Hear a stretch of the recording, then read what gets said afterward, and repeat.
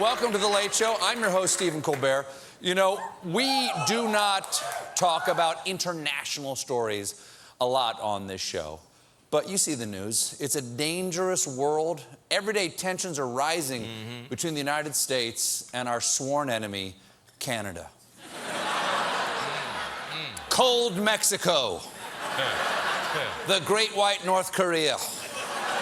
Last night, President Trump held a meeting with conservative media outlets. It's his version of Comic-Con. And the president announced that we're going to be putting a 20% tax on softwood lumber coming in, tariff on softwood coming into the United States from Canada. Now, as far as I know, this is the first time anyone has rejected Justin Trudeau's wood.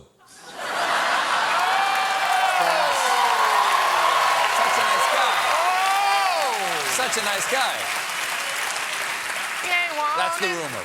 After the Commerce Department confirmed it yesterday, Canada's Minister of Natural Resources fired back saying, the government of Canada disagrees strongly with the U.S. Department of Commerce's decision to impose unfair and punitive duty.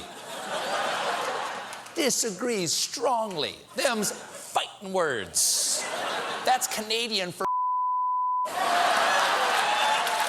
There it is. That class. Now, for those keeping score at home, Trump is now a friend of Putin and an enemy of Poutine. For years, the United States has claimed that Canada unfairly subsidizes their lumber industry, but tensions have never been higher. And like any crisis involving soft wood, the only way to resolve it is to get Trump and Trudeau into matching outdoor bathtubs. I've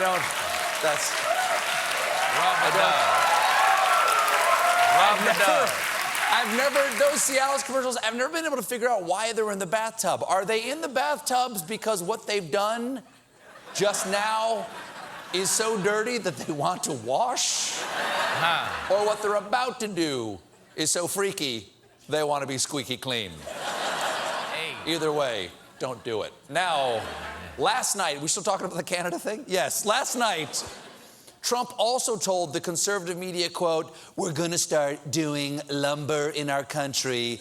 It's going to mean that farmers are going to start selling milk in our country. Which explains why Trump was kicked out of the Boy Scouts for trying to milk a sycamore. But that's Donald Trump on the international stage. Rare, because since becoming president, Donald Trump has not left the country. He's barely left the country club. But today, Trump sent Ivanka to Berlin to participate in a women's conference, making her the first Trump to attend a women's conference that didn't include a swimsuit competition. This morning...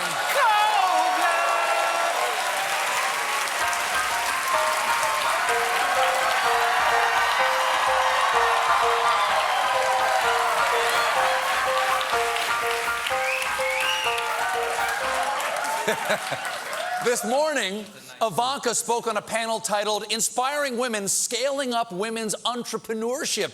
And the Trump family has a long history of inspiring women to march, to sue, to flee from a dressing room. And Ivanka shared her story of becoming a successful entrepreneur. Step 1, be born rich. Step 2, just in case, marry rich. But unfortunately, when Ivanka was talking about her father and how he was a champion of family leave, she was met with groans and hisses from the audience. Well, that's not fair. No, that is not fair. Trump obviously supports family leave. That's why he's always leaving one and starting another. He just... It's so hard. Say goodbye.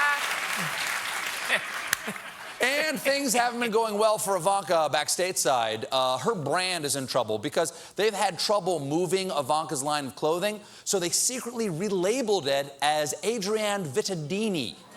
That's how unpopular the Trump name is right now. Her clothing has been put in the witness protection program.